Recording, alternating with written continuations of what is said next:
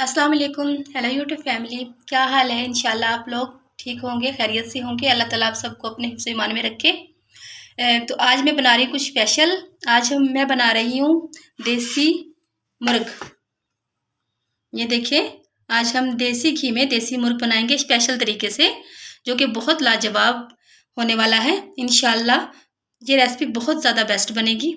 आप एक बार ज़रूर ट्राई कीजिएगा। आइए शुरू करते हैं। मीडियम फ्लेम पे मैंने कुकर को रख दिया था। मैंने इसको मीडियम से हाई फ्लेम पे बनाया है। प्रेशर कुकर की 2 से 3 सीटी।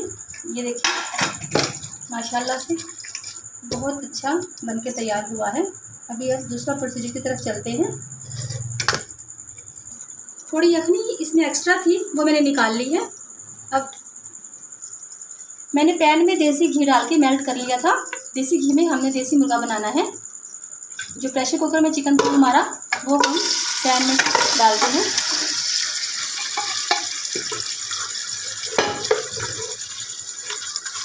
देखिए बहुत अच्छी लुक आई है।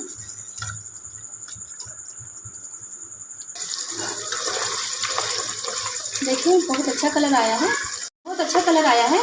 मैंने पेस्ट बना के रखा हुआ था, टमाटर, सब्ज़ मिर्चें, अदरक, लहसुन, वो हम इसमें ऐड करते हैं। 1 टमाटर, 1 अदद अनियन और 2 से 3 सब्ज़ मिर्चें, अदरक लहसुन का पेस्ट बना के मैंने रखा हुआ था। अब हमने वो शामिल कर दिया है। देखिए बहुत अच्छा हमारा चिकन फ्राई हो रहा है। जो यखनी मैंने निकाली थी, हाफ कप मैंने इसमें शामिल कर दिया था।